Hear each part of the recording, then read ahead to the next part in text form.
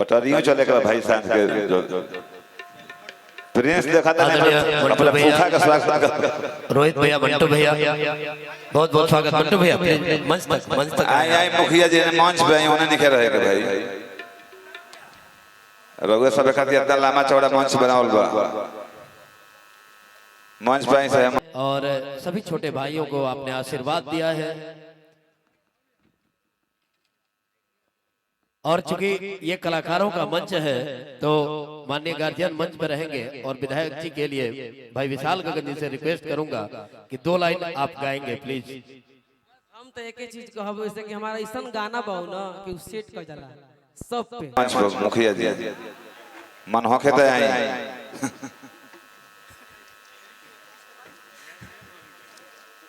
Prince तार फूफा रुसल देखो नो अभिषेक जी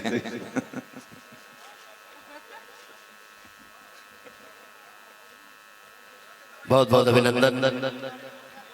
मंटू भैया धाना मुखिया जी धाना और सही चबुलावत रही चॉकलेट मुंह में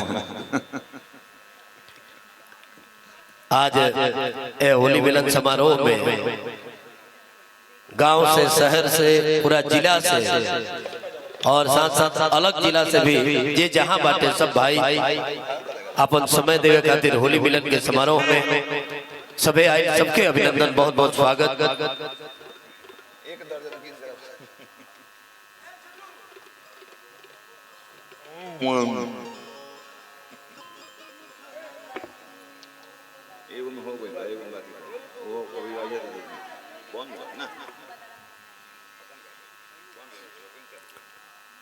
हो गया प्रेम जी ओके अच्छा हाँ वही कर दीजिएगा ना यहाँ मंच में कार्यक्रम शुरू करते हैं। आभार आप तमाम गार्जियन का जो आप भैया उपेंद्र भैया क्यों बाकी ना अच्छा क्यों नहीं खे मेलोडी में क्यों नहीं खे अच्छा कोनो बात नहीं खे साहबद में पाने को साहबद में पाने को हरे रजिलना मावा के न जानेला तो हमारा सेठ जी के नाम हवा के न जानेला हमारा सेठ जी के नाम हवा के न जानेला साहबद में पाने को साहबद में पाने को रजिलना मावा के न जानेला साहबद में पौधे को रजिलना मावा के न जानेला तो हमारा सेठ जी के नाम हवा के न जानेला कि हमारा सेठ जी के नाम हवा के न जानेला कि हमारा सेठ जी के नाम हवा के न जानेला। एक बार चाचा जी के सम्मान में एगो मीठा मीठा ताली के आशीर्वाद दे दिया आशीर्वाद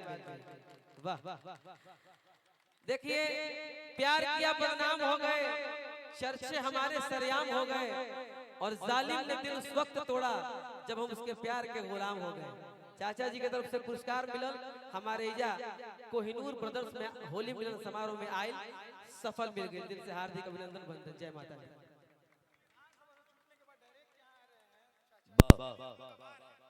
विधानसभा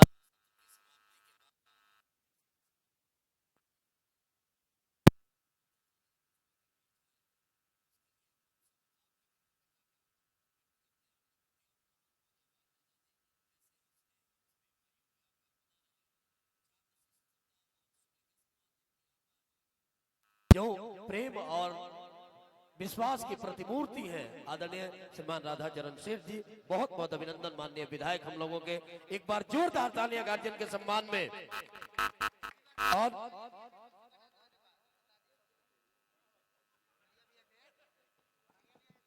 भविष्य वो तो कहते हैं कोई जानता नहीं लेकिन भाई ने क्या प्रेम में शब्द बोले हैं कन्हैया भैया को इस बार एमएलसी बना ही देना है। आइए कार्यक्रम की ये आखिरी कड़ी है और ये आनंद का पल अब और भी चरम सीमा पे है। आदरणीय